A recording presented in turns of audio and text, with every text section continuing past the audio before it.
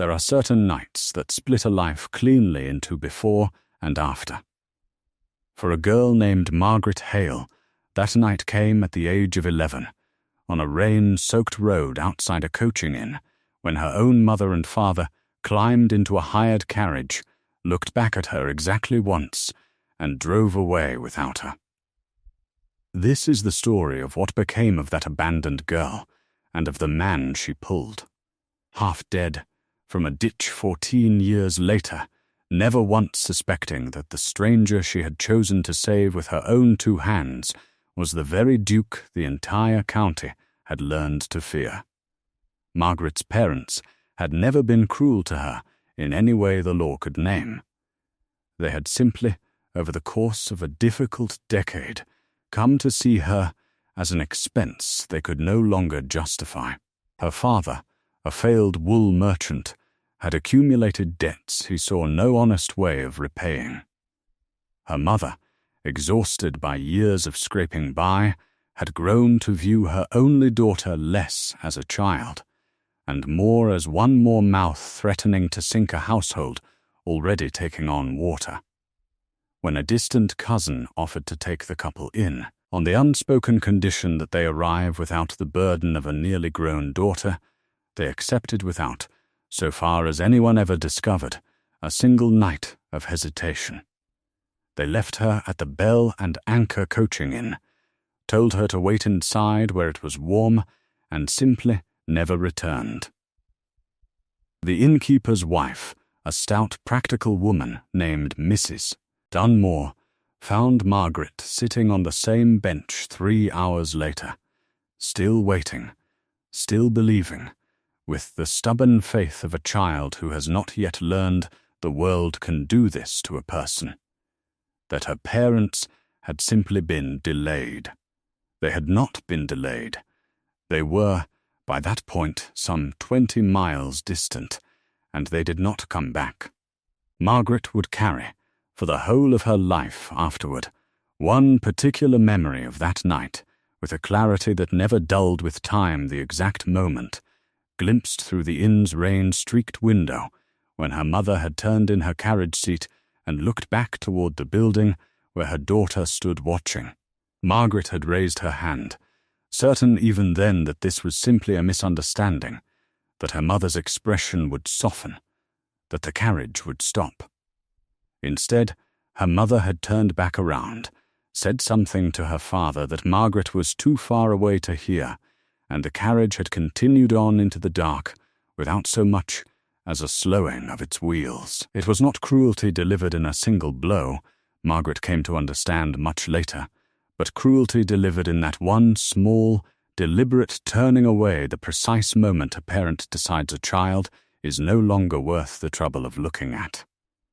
Mrs. Dunmore, who had buried 2 children of her own and had room in neither her heart nor her household for sentimentality she could not afford, nonetheless found herself unable to turn the girl out into the road. She took Margaret in, not out of any particular warmth, but out of the same practical instinct that governed everything else in her life. An extra pair of hands was worth the extra bread, provided the hands worked hard enough to earn their keep. And work hard Margaret did. She scrubbed the inn's floors, hauled water from the well, tended the modest kitchen garden, and learned, across the following 14 years, precisely how little the world owed a girl with no family and no name worth mentioning. She grew into a young woman of quiet, unshowy competence, not beautiful in the way the county's gentry admired, not accomplished in any of the ornamental skills that might have won her a place above stairs in a great house, but possessed of a steadiness and a practical intelligence that Mrs. Dunmore, in her own gruff way, had come to genuinely value.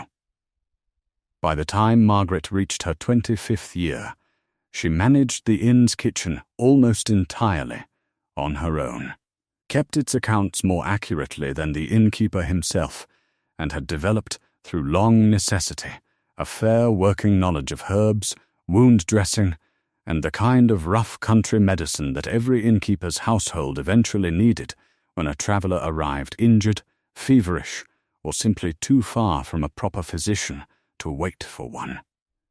It was this particular skill, more than any other, that would change the entire course of her life on a storm-battered night in late autumn. The road outside the Bell and Anchor was, by long reputation, an unforgiving one, narrow, poorly maintained, prone to washing out in heavy rain, and cutting through a stretch of dense woodland where more than a few travellers had come to grief over the years, whether through accident or through the attentions of the highwaymen who occasionally worked the route. On the night in question, a storm of considerable violence had rolled in from the coast, the kind of weather that kept sensible travellers indoors and sent even the inn's few remaining guests early to their beds. Margaret had gone out herself, against Mrs. Dunmore's grumbling objections, to secure a loose shutter on the stable roof before the wind could tear it free entirely, when she heard, beneath the roar of the rain, a sound that did not belong to the storm, the low, ragged groan of a man in genuine distress, coming from the ditch alongside the road, perhaps 30 yards from the inn's front door. She found him half submerged in muddy water, a fine dark greatcoat plastered to a body that had clearly taken a severe fall from a horse now nowhere in sight, a gash along his temple bleeding freely into the rain, his breathing shallow and uneven in a way that told Margaret, with the flat certainty of long experience, that he did not have very long before the cold alone finished what the fall had started. She did not stop to consider who he might be. She did not, in the darkness and driving rain, get any clear look at his face at all, beyond the general impression of a man perhaps a decade older than herself, well dressed enough to suggest some measure of wealth, though his fine clothes were now so thoroughly ruined by mud and rain that they told her little else. What she saw was simply a dying man in a ditch, and Margaret Hale, whatever the world had failed to give her across 25 years, had never once failed to act when someone needed saving. She hauled him, with a strength born of years of hard physical labor, out of the ditch and, through a combination of dragging and half-carrying, that left her own arms aching for days afterward. Back to the inn, shouting for Mrs. Dunmore and the stable boy the moment she was within earshot. Between the three of them, they got the stranger into the inn's single best room, stripped away his ruined clothes, and set about the grim practical business of determining whether he would live. It was only once he was settled. Once Margaret had cleaned and stitched the gash along his temple, with the same steady hands she used for every other injury that came through the inn's doors, that she had her first proper look at his face by candlelight, a strong, aristocratic face, even slack with unconsciousness, dark hair plastered to his forehead, and an expression, even in this state, that suggested a man unaccustomed to being at anyone's mercy but his own.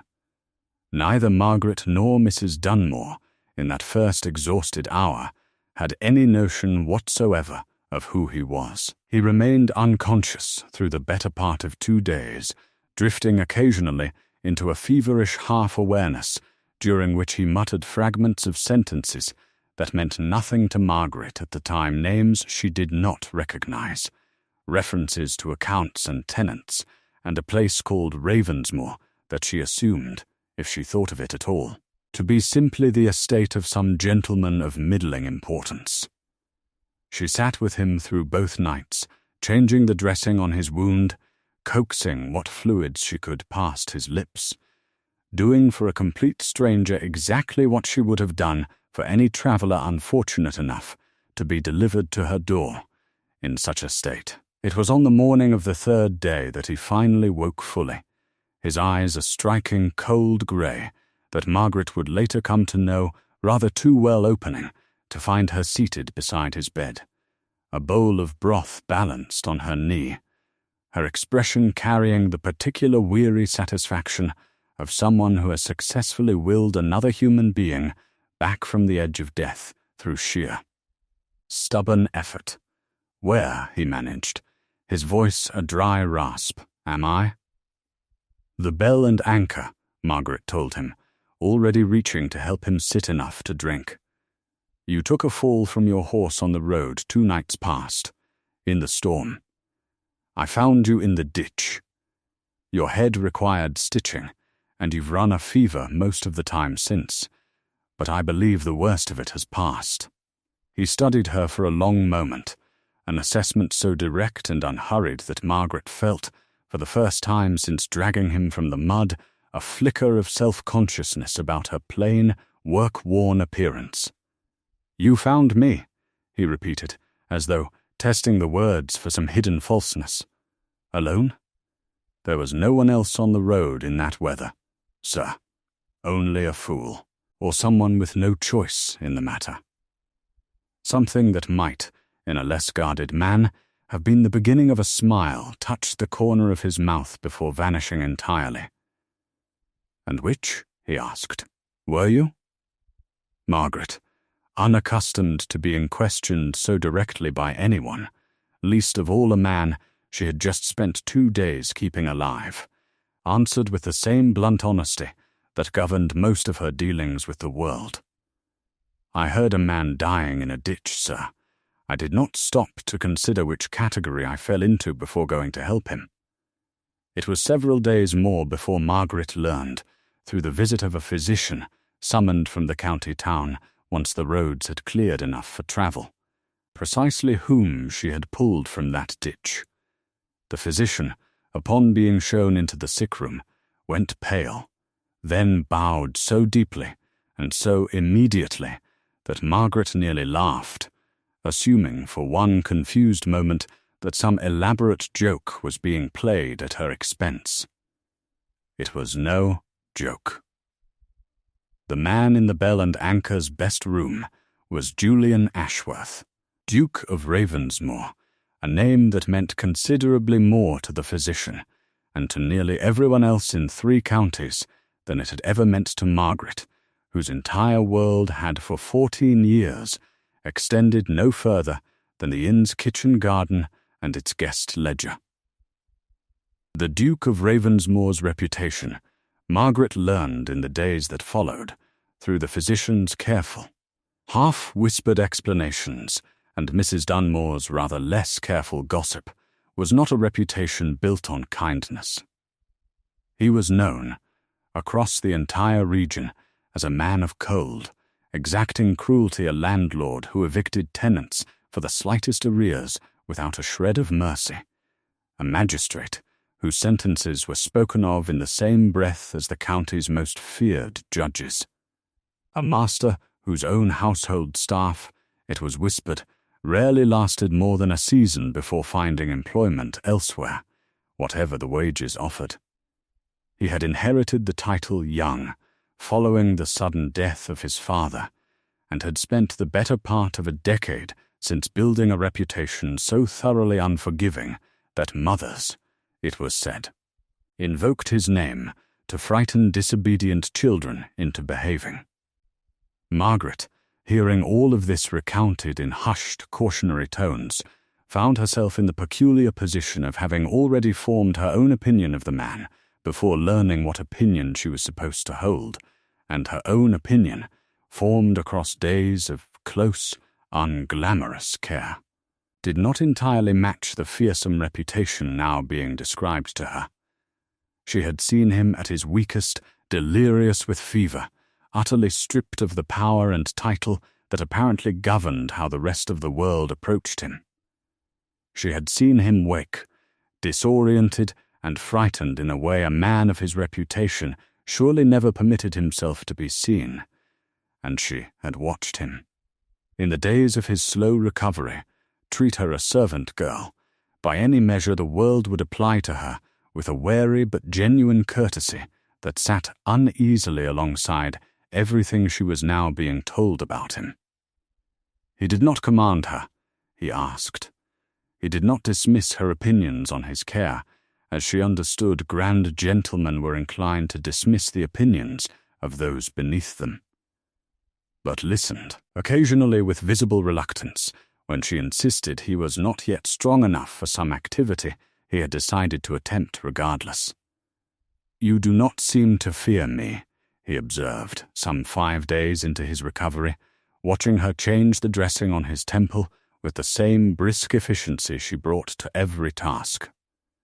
"Everyone else in 3 counties manages it without difficulty." "I have not yet seen anything to fear, Your Grace," Margaret answered honestly. "I have seen a man who fell from his horse and required stitching. Perhaps the version of you that inspires such fear is one I have simply not been introduced to."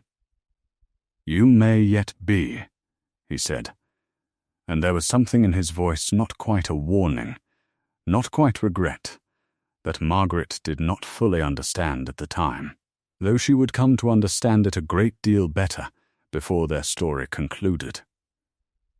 The Duke remained at the Bell and Anchor for nearly 3 weeks in total, far longer than his injuries alone strictly required, a fact that did not escape Mrs. Dunmore's shrewd notice, though she kept her observations largely to herself.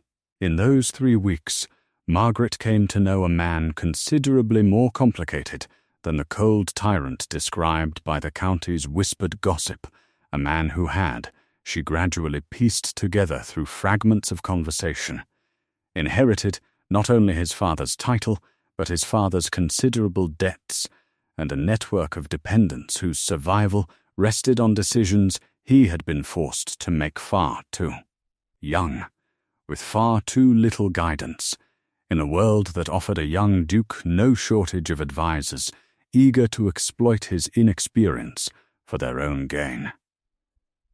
The cruelty the county spoke of, she came to understand, was real enough in its effects. Tenants had indeed been evicted.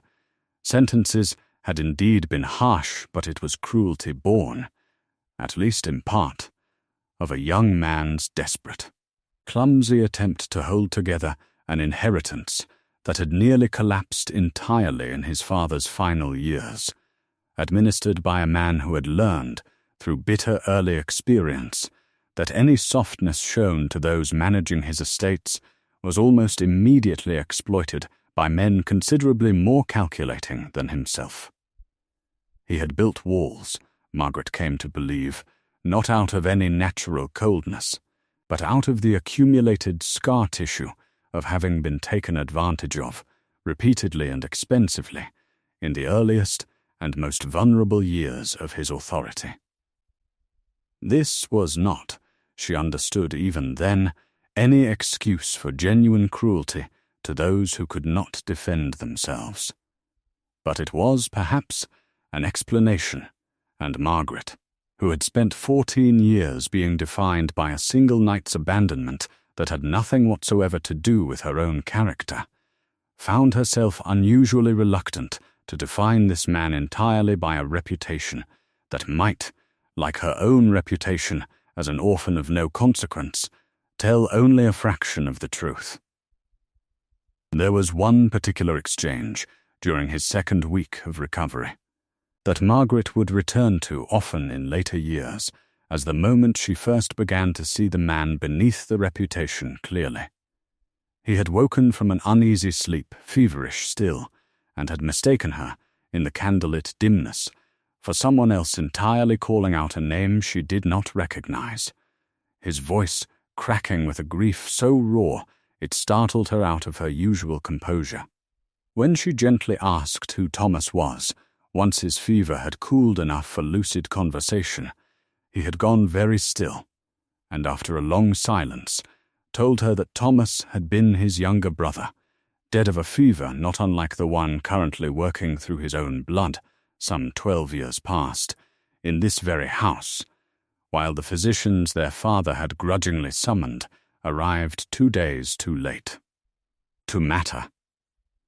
My father believed illness was a weakness to be endured rather than treated, the Duke told her, staring at the ceiling rather than at her face. He did not summon help until it was clear Thomas would not simply recover on his own through sheer will. By then, it was already finished. I was 14.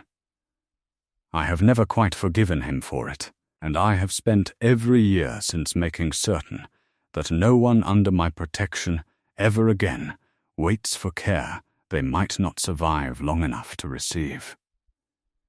Margaret understood, hearing this, a great deal more about the man beside her than his reputation had ever suggested, that his exacting demands upon his household's welfare, so often mistaken by outsiders for coldness, were in fact the opposite, a fierce and specific determination never to repeat his father's single unforgivable failure. It did not excuse every hard decision he had made in the years since, but it explained, in a way Margaret's own history had prepared her unusually well to recognize, precisely how a wounded person's protective instincts could be mistaken by the world for cruelty, when in truth they were simply grief. Wearing armor.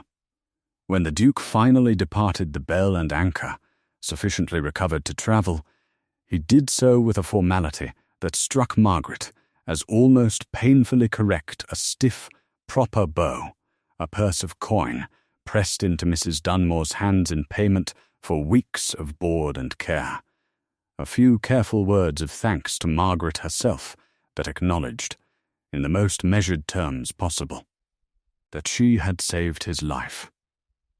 Margaret assumed, watching his carriage disappear down the same road where she had once found him half dead in a ditch, that this was the end of the matter, a strange, brief interruption in the otherwise unremarkable rhythm of her life, a story she might tell in later years about the time she had, quite by accident, nursed a Duke back to health without knowing it.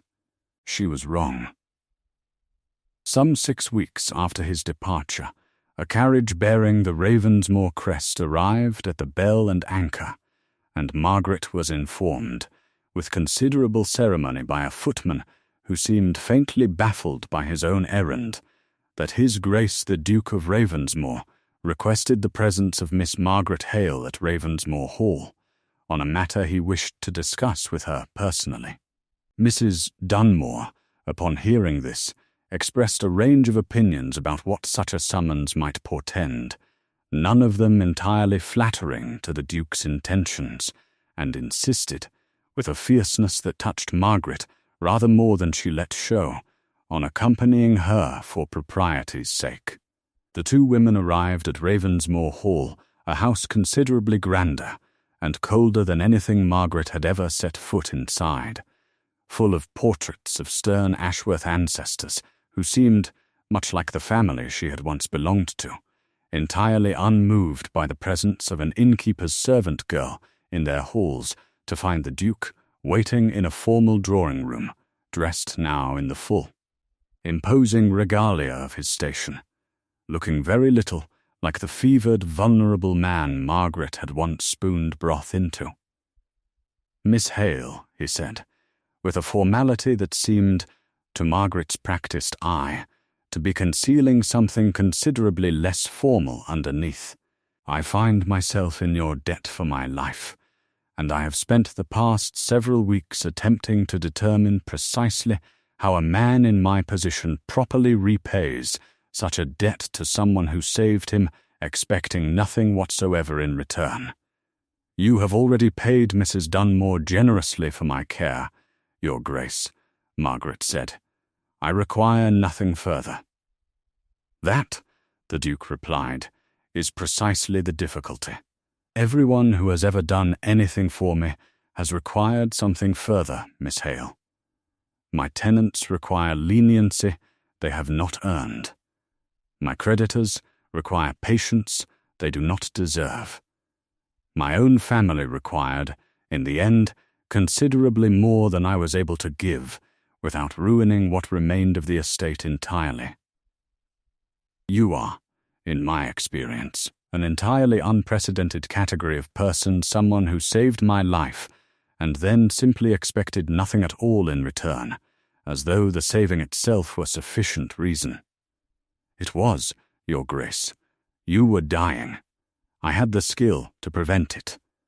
I fail to see what further explanation is required." The Duke studied her for a long moment. And Margaret, holding his gaze with the same steady directness she had maintained throughout his recovery, saw something shift behind his cold grey eyes. Not quite warmth, not yet, but the beginning of something that had clearly not occupied that particular space in a very long time.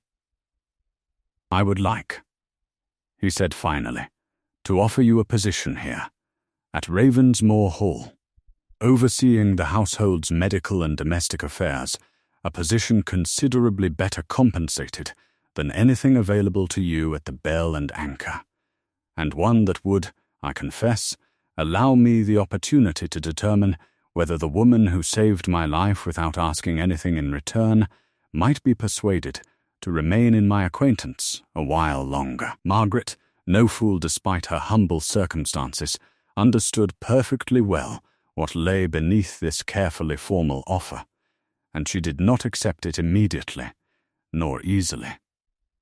She had, after all, spent 14 years learning precisely how little the world's grand gestures could be trusted, and a duke's sudden interest in an innkeeper's servant girl was, by any reasonable measure, exactly the kind of grand gesture that history suggested she ought to view with considerable suspicion. She told him as much, directly, in the same blunt manner that had apparently first caught his attention in the sick-room. She told him of her parents, of the coaching inn, of 14 years spent learning that people who seemed to want something from you eventually revealed the true price of their attention, usually at the moment you could least afford to pay it. She told him, in short, precisely why she did not trust dukes, or grand houses, or sudden offers of position from men whose reputations preceded them by several unflattering counties. The Duke listened to all of this without interruption, and when she had finished, he said something that Margaret would remember for the rest of her life, regardless of how the remainder of their story unfolded. "I cannot promise you," he said, "that I will never disappoint you, Miss Hale. I have disappointed a great many people in my life, some of them justly, some perhaps less so, and I do not imagine I have entirely finished doing so. But I can promise you this: I will never leave you waiting on a bench, believing I intend to return, while quietly driving away in the opposite direction. Whatever else I am, whatever the county believes me to be, I do not abandon what I have decided is mine to protect." It took Margaret the better part of a year to fully trust that promise, and the Duke, to his credit, spent that year proving it in ways both large and small in the tenants he began, quietly and without public fanfare, to treat with considerably more mercy than his early reputation suggested he was capable of, in the evenings he spent, once the household's affairs were settled, simply talking with Margaret in the same unguarded way he had first spoken to her in the sick-room, gradually revealing a man considerably more thoughtful and considerably more wounded by his own history than the cruel tyrant the county had spent a decade constructing in whispered gossip. That year was not, however, without its own considerable difficulty. Lady Cecilia Farrow, the daughter of a viscount whose lands bordered Ravensmoor's own, had spent the better part of 2 seasons positioning herself as the presumptive future duchess, and did not take kindly to the sudden, inexplicable presence of an innkeeper's servant girl occupying a position of household authority that Lady Cecilia had long assumed would eventually be her own to command.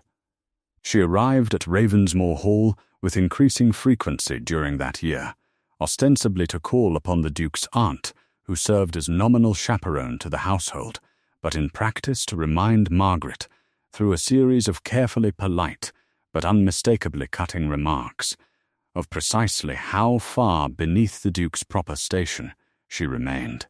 "It is remarkable," Lady Cecilia observed one afternoon, in a drawing room crowded with enough witnesses to ensure the remark landed with maximum effect. How a man can be nursed back to health by absolutely anyone, with a steady hand and a bit of country medicine, and yet somehow the county insists on treating the nurse as though she performed some singular, irreplaceable service. I am certain any number of women might have done precisely the same, had they simply happened to be walking that particular road that particular night. Margaret, who had spent 14 years absorbing considerably crueler observations from people with considerably less refinement than Lady Cecilia, did not flinch. "You are entirely correct, my lady," she replied evenly. "Any number of people might have found him. The particular circumstance of the matter is simply that I was the one who did, and I chose not to walk past. I understand that distinction may seem small to those who have never had occasion to test it themselves. The Duke, who had entered the room in time to hear the whole exchange, said nothing in the moment, but Margaret noticed, in the weeks that followed, that Lady Cecilia's invitations to Ravensmoor Hall grew considerably less frequent, and that the Duke had apparently found occasion, through channels Margaret never fully learned the details of, to make plain to Lady Cecilia's family precisely how unwelcome any further such remarks toward his household would be received.